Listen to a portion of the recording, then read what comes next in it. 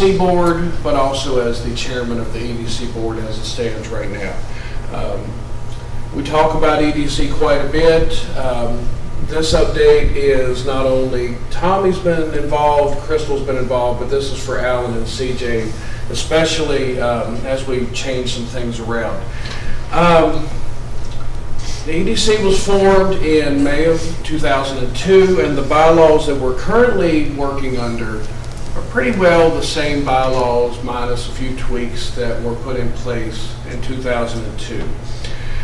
Since about, Tommy, correct me if I'm wrong, 2013, 14, somewhere in that time frame, the foundation has been providing operational funding for the EDC. Basically, the staff administrative services. That's somewhere in that time frame, wasn't it? The foundation was very good to provide that funding for us. That grant is set to expire in October of 2020. So now, before you panic, the foundation, we have talked with them, they want to move away from the operational side of funding and look at project-based funding as we look at economic development projects at various locations around the Highlands. They want to be more of a partner in that and get away from the operational end of it.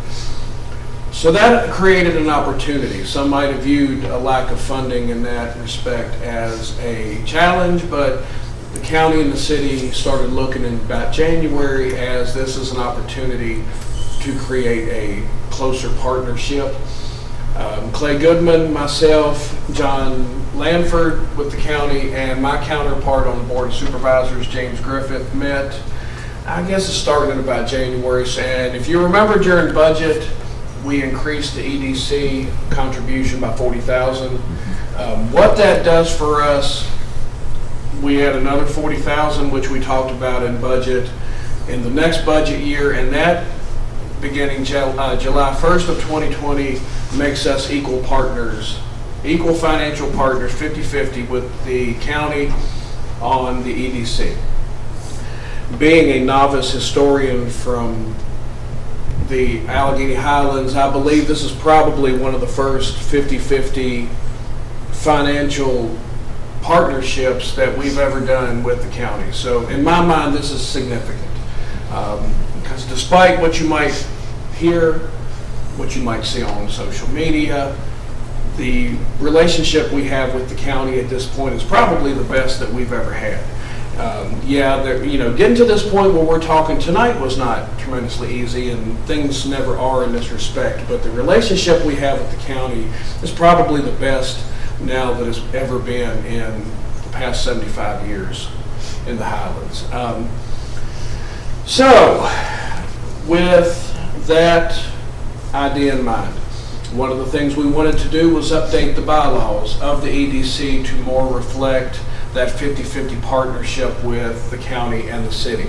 Now, when the EDC was formed, it was formed by all four governing bodies: Iron Gate, Clifton Forge, Covington, and Alleghany County. As far as the funding goes, because Iron Gate and Clifton are towns, they fall under the auspices of the county. So the funding formula is based on 50-50 with us and the county. There are two big crux of the bylaw changes that we have proposed. Now, the EDC board has approved those. Now it has to go before the four localities, since they were the creators of this organization, for approval. The Board of Supervisors are hearing the same information tonight. They will be considering the bylaw changes, I believe, in November, and they will also be considering new appointments. The two biggest parts of these bylaw changes involve board structure and board composition. Currently, right now with the EDC, there are two boards, two basic committees. You've got an executive committee and you've got a full board.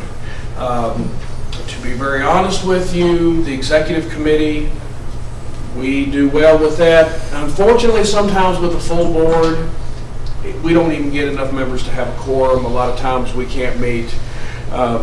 One of the things we're doing with this is we will go away from two different sections of the EDC down to one board, and that is a 7-member governing body for the EDC. 3 appointments for the city, 3 for the county, and 1 floating appointment similar to what we do right now with the Industrial Development Authority is floating back and forth. The 7th member will rotate on a 2-year basis. All the other appointments are 3. What we've decided to do in setting this up is whoever has the 4th appointment for that 2-year term, that administrator for that locality becomes the direct report for the director. Conversely, the other administrator becomes the chairman of the EDC board. We've discussed, and I think we've discussed this a little bit one-on-one. What we had talked about doing was the county having the fourth vote, which would be John Lanford being the direct report, and then Crystal would serve for 2 years as the chairperson. I said chairperson, not chairman. I'm trying to get better.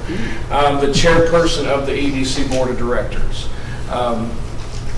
That 1 extra vote, you know, it's not, in my mind, not a huge deal. Because there's such direct coordination now with the board chairman and with the direct report working together. And I'll just real quickly say we've already started bi-weekly team meetings with county administrator, myself, and the executive director of the EDC. So we've already sort of started transition preparation and just collaboratively working as sort of a huddled team. And why we're doing this now is we decided early this year is we didn't want to wait until September 1st of 2020 and realize this grant's going away, we've got to do something. We wanted to start this process early. Wanted to get to a point to where we approved the bylaw changes. They will take effect January 1st. So one of the things we will need to do is add to the agenda next week is propose changes to the EDC bylaws. What I will do is I will email, I've given copies of those changes, the current bylaws and the changes to the 2 medias. I will email those to you all to look at. The second significant portion of these changes is the appointments, which was on the agenda. Those appointments would be 1 council person, 1 business representative, and 1 at-large, and that could be just about anybody that we feel would serve us well in that respect. I enjoy doing the EDC, but I'm more than willing to let CJ have that. Oh no. Because I like you that much, buddy. No, if you serve in a situation like with the EDC, and I'm sure you see it with the partnership, you get to see the inner workings and kind of how the hot dogs are made, and you understand more. And sometimes that analogy isn't far off, but you get a better idea because if you listen to the rabble of people saying that we're not trying, that we're not working to get stuff in here, that we just sit around and let West Rock dictate everything we do. According to one rumor, we all get a check every year for West Rock so that we don't bring anything in, and I'm still waiting on my check. You get a check, don't you, CJ? Yeah, CJ, not the same kind of check, but in reality, serving in something like this gives you an opportunity, and I probably need to do better with updating you folks on that. But what we need to do is between now and next week, Tommy and I have talked about a few people that might serve. If y'all have some ideas, let us know so we can reach out. But we also need to include that on the agenda for next week.